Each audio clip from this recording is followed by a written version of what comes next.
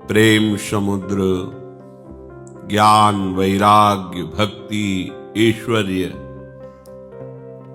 अनंत शक्तियों के स्वामी प्रभु श्री कृष्णचंद्र जो ऐसा अमृतमय उपदेश कर रहे हैं, यदि हम श्रद्धा विश्वास पूर्वक श्रवण करें, मनन करें और अपने जीवन में उतारें,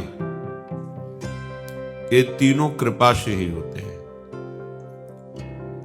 श्रवण का जब संयोग बनता है तब उपासक को आनंदित हो जाना चाहिए कि अब हमारे उद्धार का समय आ गया है।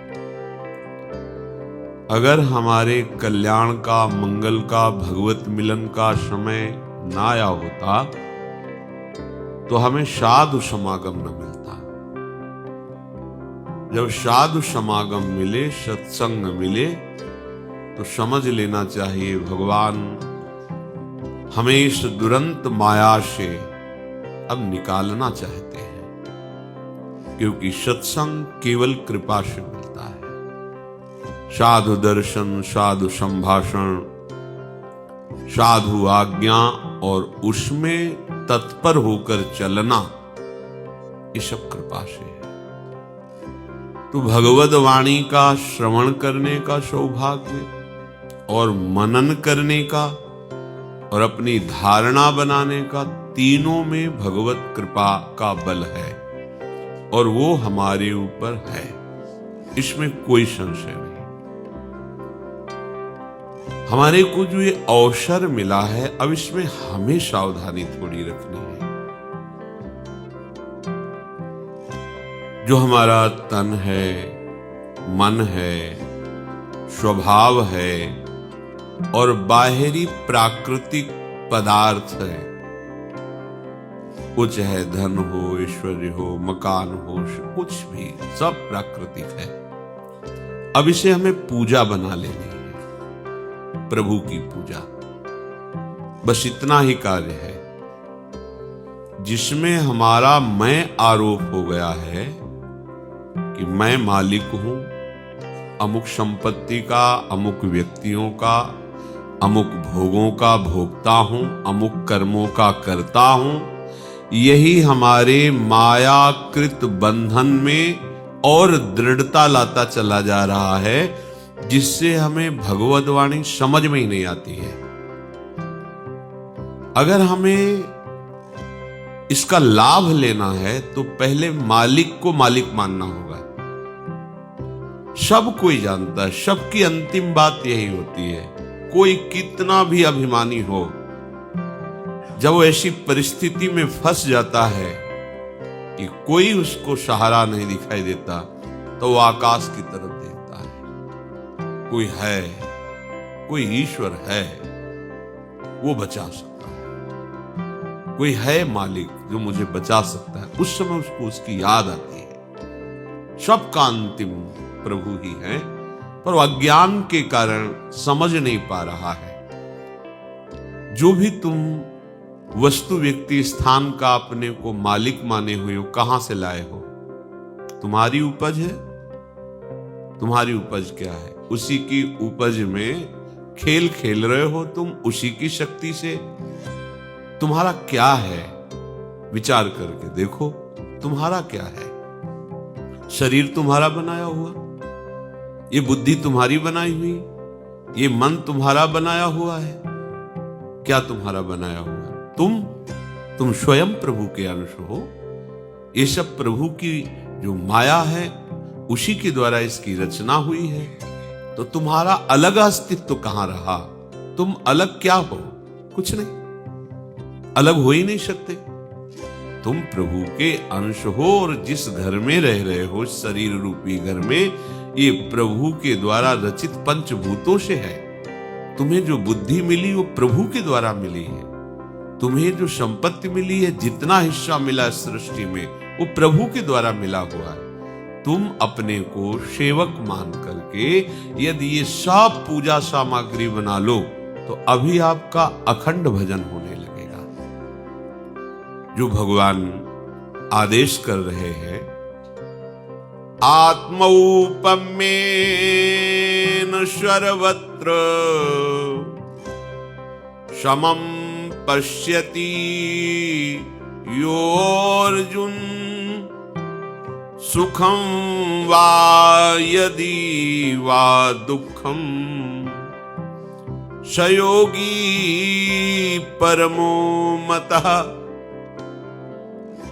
उपासक की जब ऐसी स्थिति आती है कि वो अपने आत्मस्वरूप प्रभु को सर्वत्र देखता है, जो सर्व को अपने आत्मस्वरूप में देखता है, उस आए हुए सामने सेवा को, चाहे व्यक्ति की हो, पशु की हो, किसी की भी हो, वो ऐसे सेवा करता है जैसे अपने शरीर की हम सेवा करते हैं। इसमें दो बातें हैं, एक है कि बहुत प्रियता से सेवा करते हैं अपने शरीर की, दूसरी बात है हम शरीर की सेवा करने के बाद कोई पुण्य लाभ या कोई हमारा यश कीर्ति करे, ऐसी आकांक्षा नहीं होती, क्योंकि मेरा शरीर है। ऐसे ही संपूर्ण चराचर को श्री भगवान कहते हैं वो अपने शरीर की उपमा से सब जगह सुख दुख का अनुभव करता है। सब सुखी है, सब आनंदित है, ऐसा उसका भाव रहता है। आनंदित रहे, सुखी रहे, पर यह भाव तभी रह सकता है जब आप सीमा से हटे। आपने अपनेपन को कुछ सीमा में जोड़ रखा है, अपने शरीर की सीमा में, अपने शरीर के संबंधियों की सीमा में। बस किसी को भी दुख हो, हमें सुख होना चाहिए, और सब चाहे जितने भूखे प्यासे कष्ट सहें, बस जो हमारे सगे स्नेही संबंधी हैं इनको सब सुख प्राप्त हो। बस ये मोह ग्रसित सीमा का जब तक आप नाश नहीं करेंगे, तब तक सार्वभौम श्री भगवान की सच्ची उपासना नहीं होगी। विश्वंभर भगवान सब रूप, वास्तविक सत्य, वही सब रूपों में खेल रहे। वो आपका अशुभ नाश करने के लिए सेवा का अवसर देते हैं। पशु पक्षी व्यक्ति आदि के रूप में हमारे सामने ऐसी परिस्थिति आती है कि हमें सेवा करनी चाहिए, तो हमें उस समय उस सेवा का उल्लंघन नहीं करना चाहिए। प्राप्त सेवा को भगवत कृपा मान करके, वो भगवत प्रसन्नता के लिए, चाहे वो कोई भी हो, कोई भी पशु पक्षी हो, मनुष्य हो, कोई सेवा के समय ये नहीं देखा जाता कि ये कौन है। भावना की जाती मेरे प्रभु हैं, मुझे सेवा का अवसर दिया है। पर हमारी तो दशा ही कुछ भी अलग है। हम प्रभु की भी सेवा करते हैं तो सौदेबाजी के साथ, बिना सौदे की प्रभु की भी सेवा नहीं करते। कि देखो कैसी हमारी बुद्धि गिर चुकी है। बिहारी जी आपके लिए फूल बंगला 5 लाख का बनवाएंगे, आप हमारा ये काम कर दीजिए। अब विचार करो, क्या तुम बोल रहे हो, तुम्हें समझ में नहीं आ रहा? ये रुपया ले लो, ये फूल बंगला बनवा दे रहे हैं, तुम्हें 56 भोग पवा देंगे, तुम ये मेरा काम कर दो।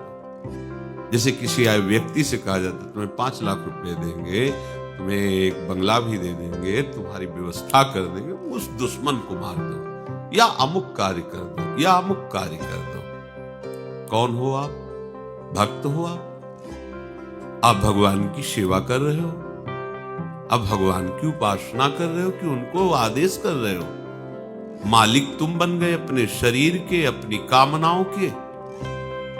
कहां हो तुम मालिक? शरीर पर तुम्हारा अधिकार है। जब जहां जो जैसा होना वैसा हो जाएगा, तुम रोक पाओगे? प्रभु को प्रभु की जगह रखो, प्रभु को नौकर बनाने की कोशिश मत करो। प्रायः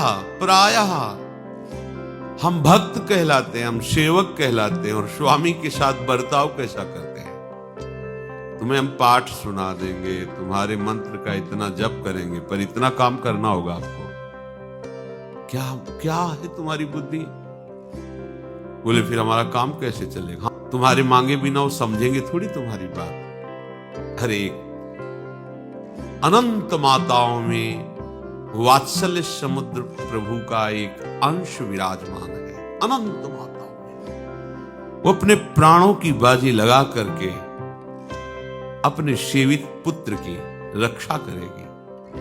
किस समय क्या उसको पवाना है, कैसे रखना है, ये बच्चे का विषय नहीं है। बच्चा तो निश्चिंत रहता है, ये सारी चिंता मां को रहती है।